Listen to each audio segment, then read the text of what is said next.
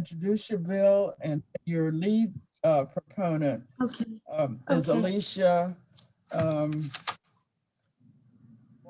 Wi-Fi, and we'll have 5 minutes. Others will have 2.5 each.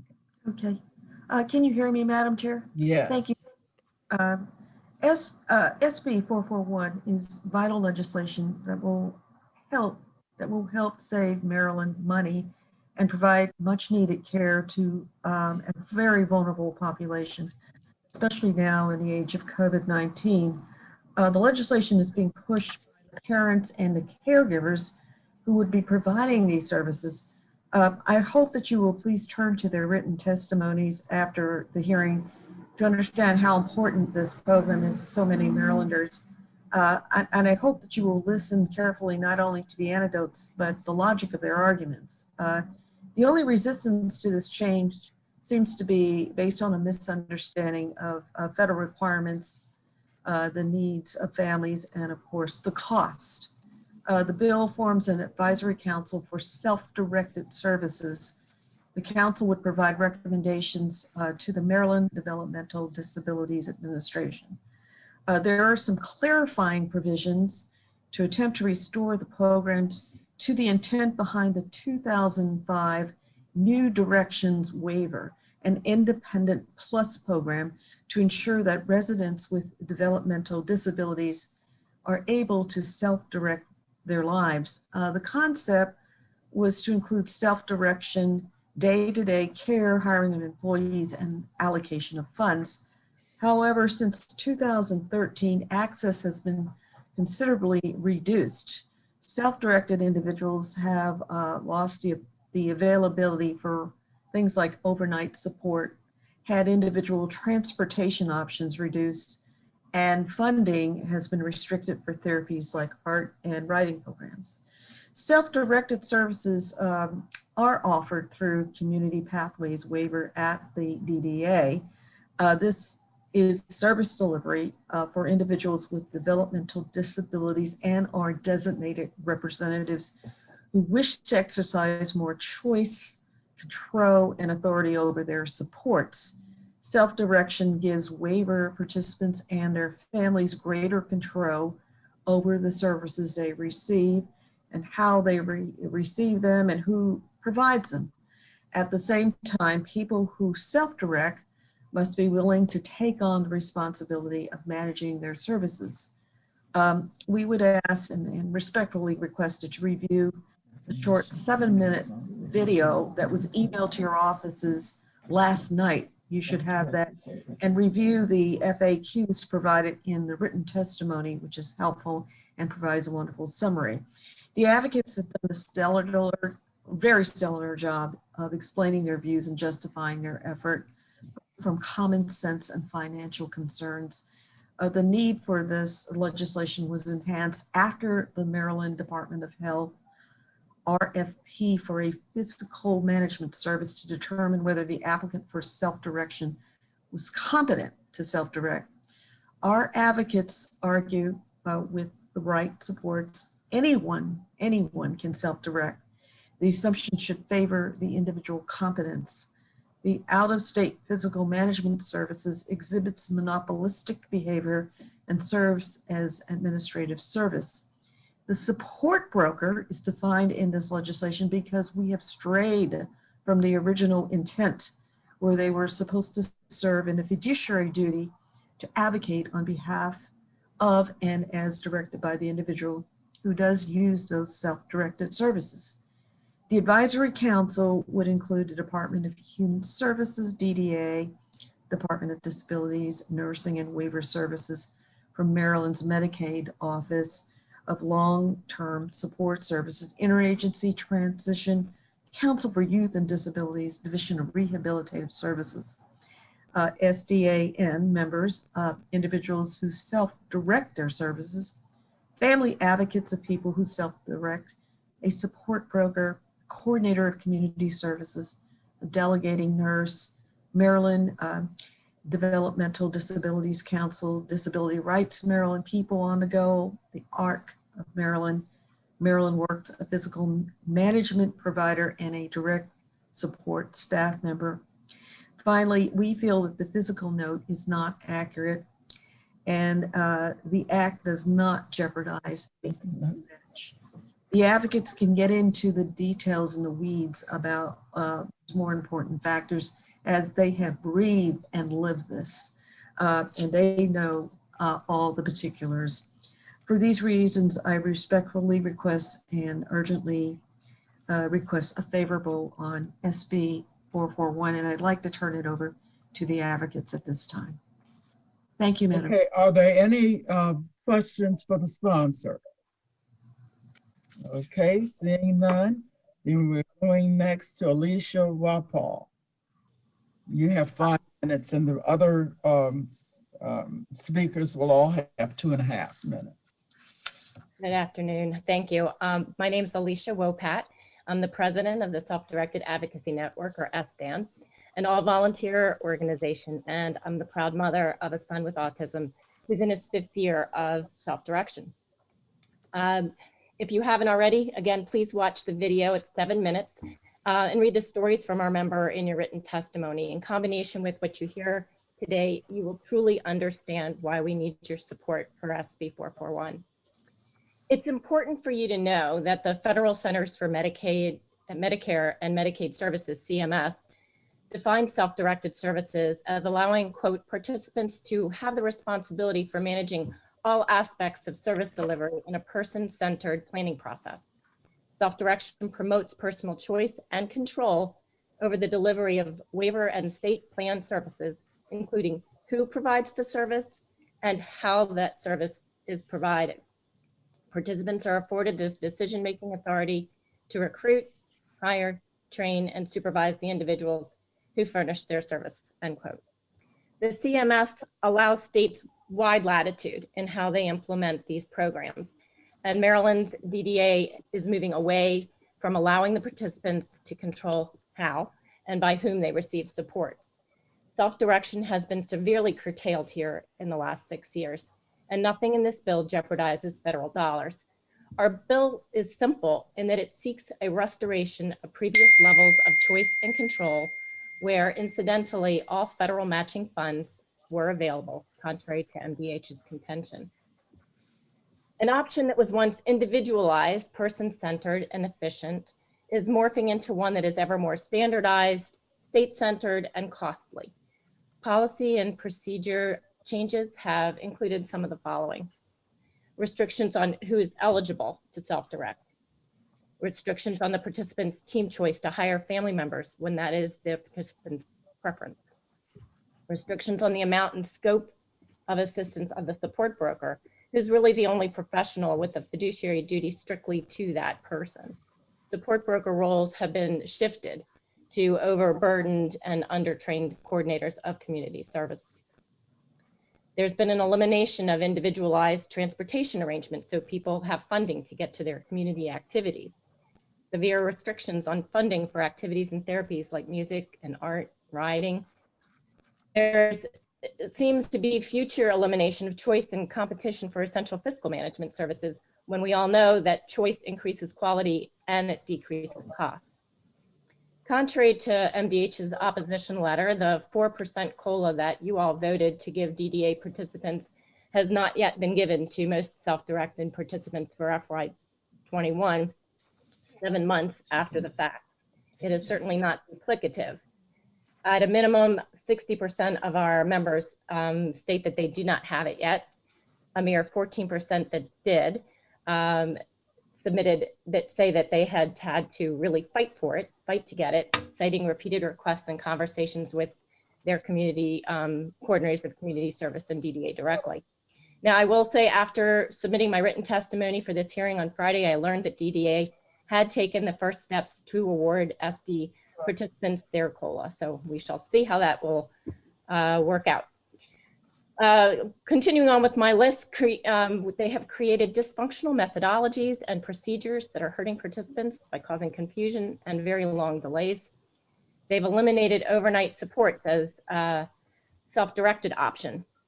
What is now offered as an option is to hire an agency and to lose control over who is hired to provide supports in your home. One young man in the self-direction program, Desi, wanted his required overnight supports in his home with staff of his choosing. DDA is forcing him to have his supports provided by an agency with staff who may be strangers to him. Desi is losing the choice and control over 128 hours of 168 hours there are in a week. This inferior service will cost the state of Maryland an additional $40,000 every year. Desi's not alone, figuring that a mere 10% of DDA's SD program participants might need overnight support. The additional cost per year multiplies to $5.2 million. And to make matters worse, no one was willing to provide that service for $40,000. The best price is actually $74,000 more than what Desi was asking for. And of course, that multiplies out to $9.6 million. Yesterday, I spoke to another family whose daughter is needing overnight supports. And in their attempt to get overnight supports DDA's way, it would cost the state an additional $175,000 a year. And of course, if I multiply that by the 10% or 130 people, that is $23 million. And that's every year. So in conclusion, and most importantly, none of these restrictions or elimination are due to the CMS rules. They're Maryland's DDA choices, and none of the aspects of SB 441 put federal money in jeopardy. SDAN has spent thousands of hours of time. We've attended every meeting and every work group that DDA has invited us to every single time. We've responded. You're good over time. Okay, let me just conclude. We have worked for many years, and so here we are with a less flexible, less person-centered program that has left participants with less choice and control, some in jeopardy of their health and safety. It's costing the state more money, and so very much more stress to the individuals and their families. DDA has heard much from us. I really do have to go on. We've got a number of other witnesses, and then we've got to vote tonight. So thank you very much. More of us. Thank you. Okay, we're going next to Genevieve Houston Ludlam. Ludlam, right. Hi, my name is Dr. Genevieve Houston Ludlam. I'm a volunteer board member of the Self-Directed Advocacy Network. I'm also the mother of Carmen, my charming adult daughter with Down syndrome, who self-directs her DDA Medicaid waiver services. I'm here to present you with the data supporting SDAN's concerns. Self-direction is a steadily growing slice of the DDA waiver service pie, having grown from 218 participants in 2012 to about 1,300, or 8% of the 16,000 people receiving DDA Medicaid waiver services in Maryland in 2020. That's about a 500% increase in 8 years. As a growing percent of Medicaid waiver services in Maryland, we think it's critical to intervene in the reduction of choice and control of self-directed services due to the choices that DDA is making. The more people discover the flexibility of self-direction, the more of your constituents will choose this option. Please help us to fix this now. Self-directed services, along with being a more person-centered way of delivering services, is also more cost-effective. We received anonymized budget data from the DDA through the Freedom of Information in December of 2020, making this a very current snapshot of active Medicaid waiver service budgets. The average budget for people self-directing their Medicaid waiver services is about $65,000 compared to an average budget of about $89,000 for people receiving traditional provider-managed services. On average, the self-directed model delivers a 27% cost savings to the state of Maryland while providing tailored services to the individuals who are out there living their best lives the way they want to live it. This is win-win. Self-direction also shows excellent health outcomes, especially during this COVID health crisis. Finally, you've heard about the problems we are having with the DDA, including timeliness of budgets, lack of communication, and non-responsiveness.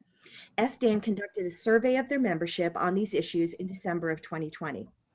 60% of our survey respondents said that they were having issues with plan approval or updates. As of mid-January, 26% of self-directed plans have not yet been approved by the DDA. In the comments, most of the respondents cited delays and lack of responsiveness from DDA as their main issues.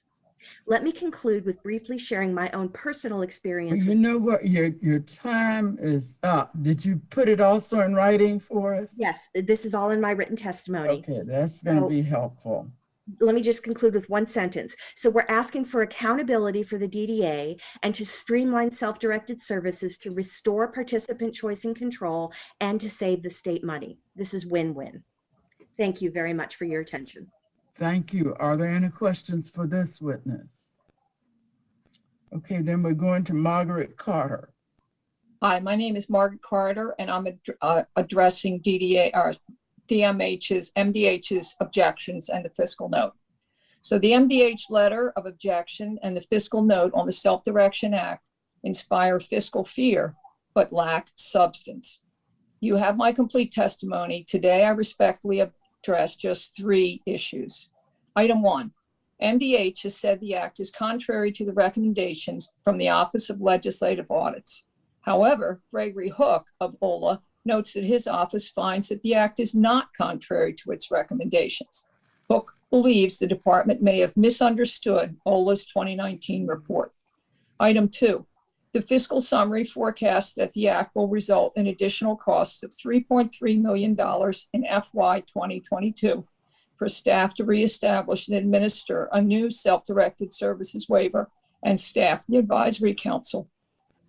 Here it appears that MDH cites some existing costs as new costs and inflates other estimates.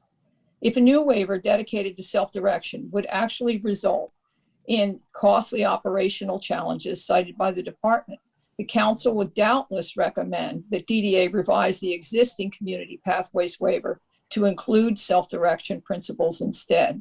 What's important is that the freedoms outlined in the act are included in the waiver, not whether they are contained in a separate document. The state's forecast does include a flat charge of $3 million in one-time only programming costs for LTSS system updates for implementing a self-direction waiver. LTSS is intended to function as a sophisticated, all-inclusive data platform, but LTSS is a work in progress that doesn't work. The system's dysfunctionality remains a major issue for the entire developmental disabilities population. And LTSS cannot now accommodate individualized self-directed budgets. It needs a big fix, regardless of any future changes.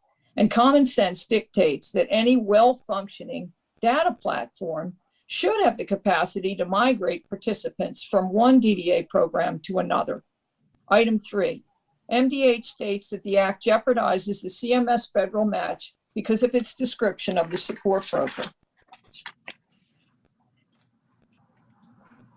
In fact, the act does not jeopardize the federal match. It carefully defines the support broker's fiduciary duty to work at the direction of the individual, much as attorneys work at the direction of their clients. The act honors CMS guidelines for individual choice and control. It does not add new elements to Maryland's program. It only restores CMS approved options that have been stripped away. Thank you. Okay, thank you. Are there any questions of this witness? Okay, we're going next to Laura Biddinger.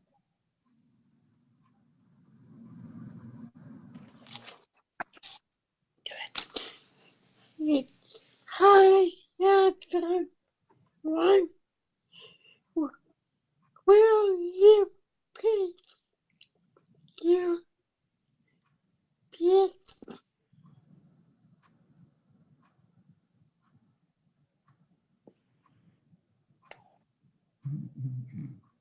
I have lived in a provider-managed program on 2 different occasions, and the outcome for both were very bad.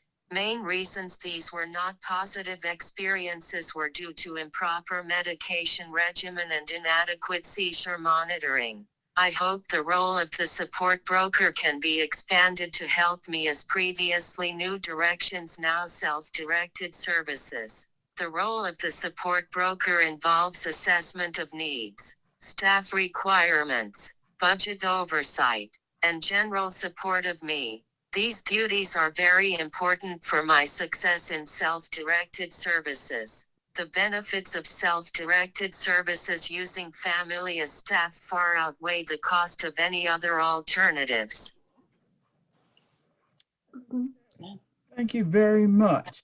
Wait a minute. She wants to finish something real quick. I'm her sister, Laura, Lisa. Go ahead, Lauren. These were not positive experiences were due to improper. This will thank you for Hearing. yours today. She was saying, please support this bill. Thank you for hearing me today. And thank you for testifying. Okay, we're going next to Valerie Riley.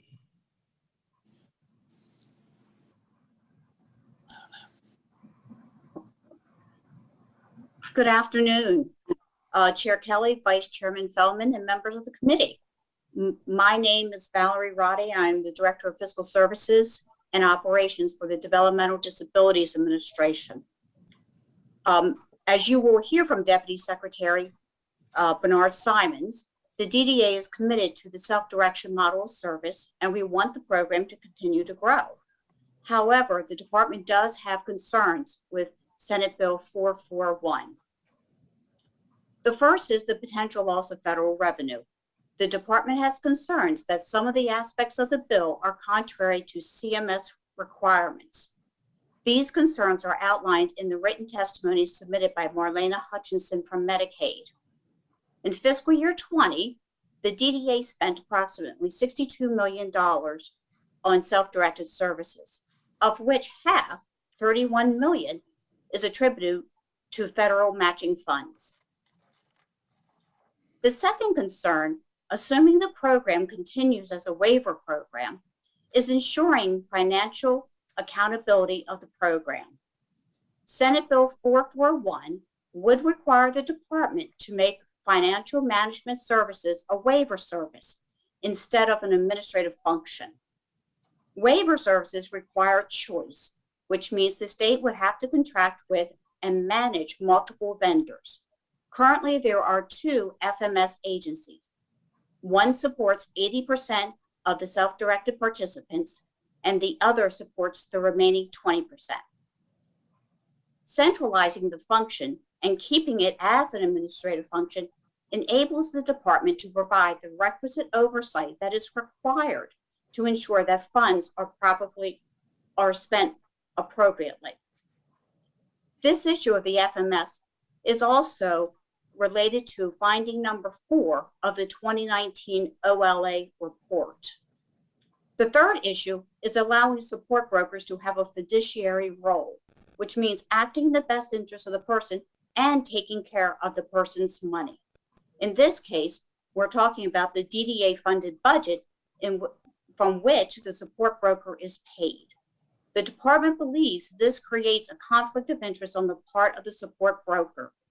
The separation of the role of the support broker from that of the FMS allows for the checks and balances needed to ensure program and fiscal accountability.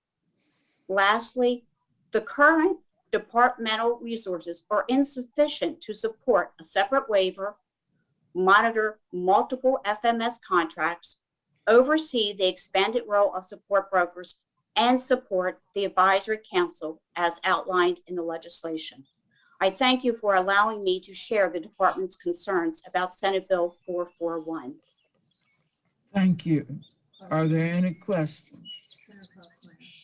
All right, Senator Cosmeyer. Hi, Val. Hello, Senator. Hey, in talking to a couple of the parents about this, they said things were running very, very smoothly over the years. So what has happened in the past couple of years that it just kept getting off track for them? Do you have any idea? I mean, my heart goes out to them that the kids were somewhat self-sufficient but not self-sufficient, but they were on their own and Mhm. through all this. Yeah.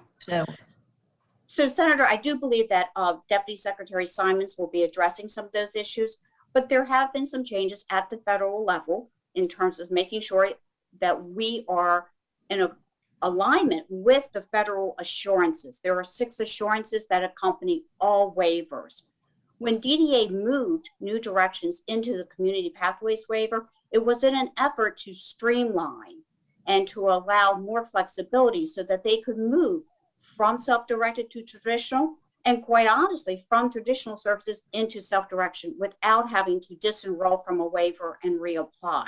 That was one of the benefits. We were also trying to minimize the number of silos. We know that government and programs are always siloed, and we were trying to minimize that and increase flexibility. There have been some impacts from other, I believe in some of the testimony that we've heard today, there was reference to a program called REM, Rare and Expensive Medical. mhm. And that had the impact affecting some of the overnight supports and funding for that. But DDA, however, had instructed its regional offices to continue those supports through state-only funding to ensure that those overnight supports continued. So these are just a couple of examples of why DDA thought it was beneficial to move it into the Community Pathways waiver. Okay. Well, do you, Now what do we're you, going to hear from Bernard Simons. wait a minute, I just want to ask, does the advisory board help, that you would have an advisory board, you know, working with you to work with CMS and work with Medicaid and all that? No, well, you know, the DDA and the Secretary for the Maryland Department of Disabilities meet regularly with the SDAN group currently. They were meeting quarterly. They now meet on a monthly basis. What I would say about the advisory council is that the requirements for the data collection for all of the items that they want to have tracked is very onerous, and we would need most certainly outside support to fulfill those requirements. Okay. I just want to help them somehow or other. And certainly we understand. Thank you, Senator. Okay, thank you. Okay, we're now going to Bernard Simons of DDA. Good afternoon, Chair Kelly and Vice Chair Feldman and members of the committee. For the record, my name is Bernard Simons and I'm the DDA Deputy Secretary at the Department of Health. We are committed to the success of self-directed services. I've been here, it'll be 7 years. When I got here, there was, in 2014, there was about 325 or so folks who were self-directing their services. I made a commitment that we would continue to work with participants, families, and other folks to continue to make it an option for people. And, you know, looking at where we were as of last December, we were at 1,266. So that's an increase of about 260%. So I don't think things are as drastic as people say at times, that we've got to be doing something right if we're still attracting people to self-direct their services. We want to continue to do that. We think it's a good option, not just to do traditional services like a provider agency, but be able to have people take control over their own lives. With that being said, though, I have some concerns and I would request respectfully an unfavorable decision to this Senate Bill 441 due to some of the concerns. Number one is, you just heard from Valerie Riley, we have some concerns about any fiduciary role that the support brokers would have. We've worked with Medicaid, the state Medicaid, and they have actually worked with us and looked at the Center for Medicare and Medicaid Services technical guides to see what can we do, what can't we do. You know, Medicaid is our expert on this topic, not the DDA, as they have oversight of the waivers from an administrative perspective. And so we looked at that. As Valerie also said earlier, I'm a little concerned that if we start to look at some of these things and, put an amendment in or put in a new waiver that we could possibly jeopardize what we have in our $31 million out of the $62 million that we currently spend on the over 1,200 people in self-directing. I also want to go back and clarify, on the contrary, we did not eliminate any overnight staff. As Valerie just explained also, I gave directions to everybody. If people do not have a quote unquote habilitative need because they sleep through the shift, and that's what the definition that CMS had us do, to put habilitative, then we would use 100% general revenue. I want no one hurt. All their services had to stay exactly the same. So we continued to do that. As far as you heard earlier on testimony from SDAN, I think it was Alicia Wopat, about transportation. CMS has got us with putting transportation not necessarily as an individualized standalone service, but embedded within an overall service. So if you were in an employment service, then the transportation component is built within that rate, and that's how that's been developed. You also heard that we did away with some services about music therapy and therapeutic riding, etc. We had that in our waiver, and we were told by CMS that you could no longer do that. So we actually worked around it and put it in through a different mechanism so that those therapies still could be used, but we weren't necessarily going to call them therapeutic at that point in time.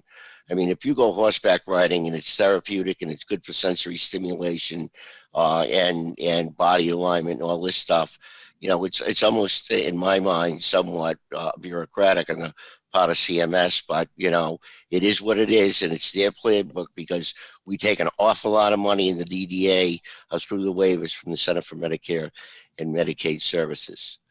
And then the last issue I want to just raise is that I think, and as Valerie alluded to, if somebody wants to, is in traditional services and say, I want to try and self-direct my services, my family's going to support me to do this, then they would have to disenroll from their current waiver and re-enroll. When somebody has to disenroll, we have to give them appeal rights, and then they've got to go through an awful lot of bureaucracy to reapply with a new waiver.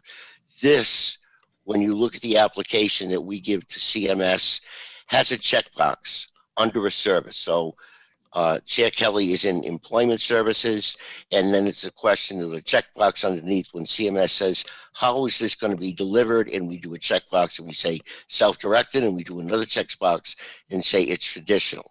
That gives your testimony is very informative. It's sort of damning also, but let me say this, you're out of time. If you want to write back and tell us anything more, we'd appreciate. We've got in 18 minutes to start our voting, which will go for several hours tonight. And so I want to get everybody prepared for that. And you're little 2.5 minutes up. You're actually giving very informative testimony, and everybody has with regard to this bill this afternoon. I wish we had more time to listen longer, but time is a precious resource also, and I hope you'll understand. Totally understand, Chair Kelly. Totally understand. Thank you. Members, this is our last witness on this bill, and we need to be in your places by 6:20 for the voting session.